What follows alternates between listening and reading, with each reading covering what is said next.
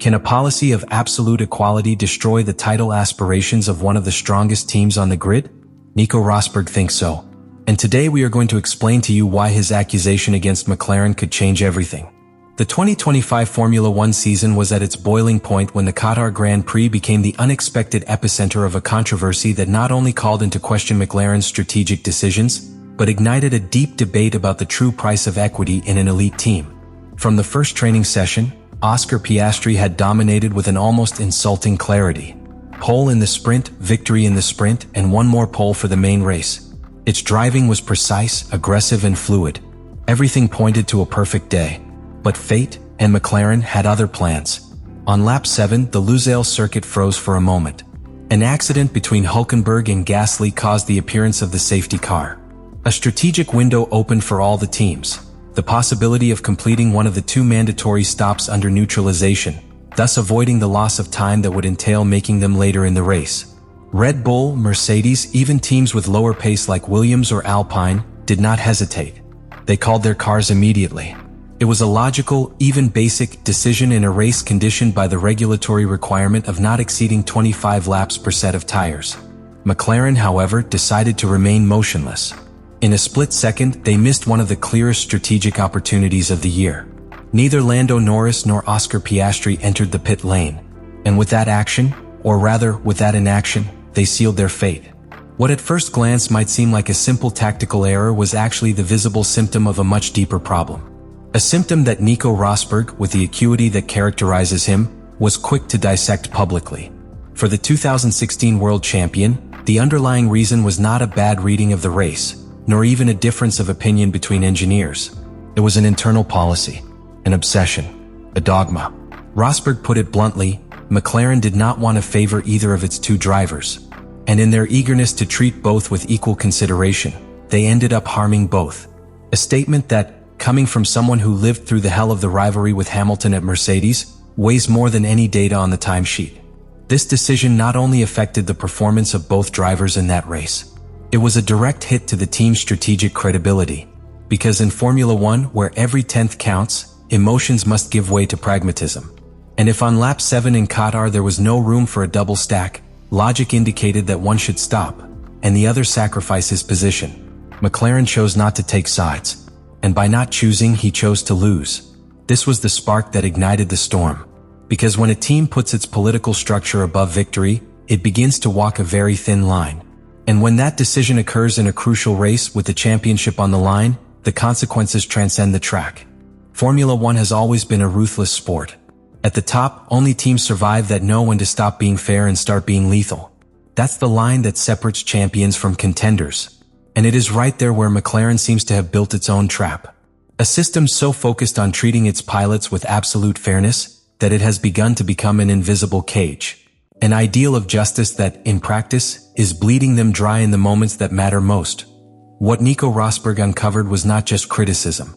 It was a diagnosis, a surgical exposure of McLaren's Achilles heel, the inability to decide.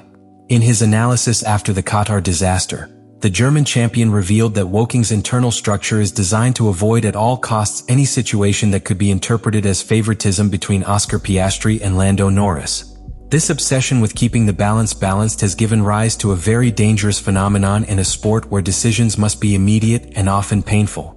Rosberg was very clear.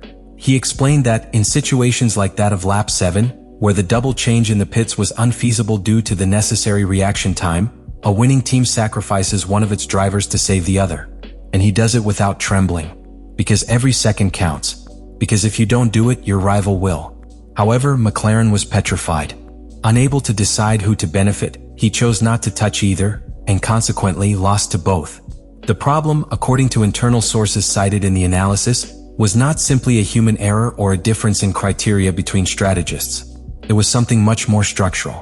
McLaren has built its strategic simulation system with algorithms that deliberately seek to avoid scenarios where one of its drivers is affected to the benefit of the other. In theory, it is an admirable ideal.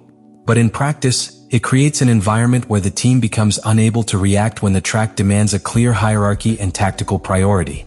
The paralysis we saw in Qatar was no accident. It was the inevitable result of a system that privileges equity over efficiency. McLaren, in its attempt to remain neutral, has become hostage to its own internal ethics. While Mercedes, Red Bull, and even Ferrari have shown that they can make tough, albeit controversial, decisions for the good of the team, McLaren seems more concerned with avoiding controversy than winning the race. And this is not new. In past seasons there were already signs of this rigidity. Moments in which Norris and Piastri hindered each other on the track due to lack of clear orders. Or moments in which the team radio showed an astonishing inability to prioritize. But Qatar was different. It was a public confirmation that the system is broken. That, instead of empowering its pilots, internal politics is disarming them. Nico Rosberg defined it with a phrase that resonates: McLaren has lost the killer instinct. That instinct that drives champion teams to go for everything, even if that means leaving the comfort of balance behind. The same instinct that Mercedes had when it prioritized Hamilton in its battle with Bottas. The same one that led Red Bull to make it clear that Verstappen was the spearhead of the project. Because at the end of the day, in Formula One, equality without context becomes weakness. What happened after that lap 7 in Qatar was the direct consequence of a decision that was never made. While Max Verstappen, George Russell, and other rivals entered the pits and executed clean stops under the safety car, the two McLarens remained on the track, apparently oblivious to the strategic storm that was being unleashed. But it was not indifference. It was blocking. A tactical silence born of fear of breaking an internal balance that the team had promised not to betray. And that fear had a very high price. In Formula One, the numbers are not forgiving. The teams that stopped under safety cars saved between 10 and 13 seconds compared to a stop under normal conditions. A time advantage that, in this category, is equivalent to dozens of potential positions and, in this particular case, meant that both Oscar Piastri and Lando Norris left the leading group. They were thrown back onto the track right in the middle of traffic, forced to navigate between slow cars, deal with aerodynamic turbulence, and handle tires that were beginning to degrade at accelerated rates. But the implications were much deeper than a simple change of positions. McLaren didn't just lose a race they had in their hands. He lost psychological momentum. He lost credibility. Lost a narrative. Oscar Piastri, who had dominated the weekend since the sprint, went from being the absolute favorite to just another spectator of the chaos that he himself did not cause. His frustration was palpable in the tone of his radio communication. And Norris, for his part, was trapped in a cycle of compromised strategy, with no real chance of fighting for anything more than limiting the damage. From the pits, the image was one of resignation. There were not even aggressive attempts to modify the strategy after the fact. The team simply accepted that the decision, or lack thereof, had dictated the outcome. And that, for a team that aspires to win titles, is unacceptable. The most serious thing, however, was what happened next. It was confirmed that Oscar Piastri would not participate in the first free practice of the Abu Dhabi Grand Prix. A technical decision, as the team explained, but one that comes at the worst possible moment. Just when the Australian driver needed to reaffirm himself after the emotional blow in Qatar, he was deprived of one of the few opportunities to make up ground. This seemingly minor detail becomes a new source of tension within the team. Because while McLaren insists on its narrative of equality, external, and possibly internal, perception begins to fragment. What happened in Qatar has left a question floating in the paddock, in the media, and in the fans themselves. Are we witnessing the beginning of a silent collapse at McLaren? Because despite having one of the most competitive cars on the grid, a consolidated coaching staff, and a pair of top-level drivers, there are obvious symptoms that the team is falling apart from within. Not for lack of speed. Not due to technical inferiority. But because of something much more dangerous. The inability to make decisions that make you uncomfortable. It's not just a matter of lost points. It is the message that is sent inside and outside the team. When engineers begin to doubt whether their calculations will be executed with courage. When pilots begin to wonder if they will be defended or sacrificed for the sake of public image. When the press begins to look for cracks in a structure that until recently seemed armored. All of this generates a silent but corrosive tension. An invisible fracture that grows larger with each decision avoided. McLaren has everything to win again. Talent, resources, speed, and an engineering culture that has been the envy of the grid.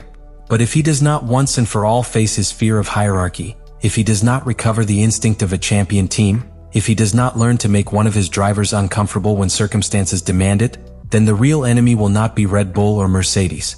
It will be your own reflection in the mirror. Let me know in the comments what you think about all this.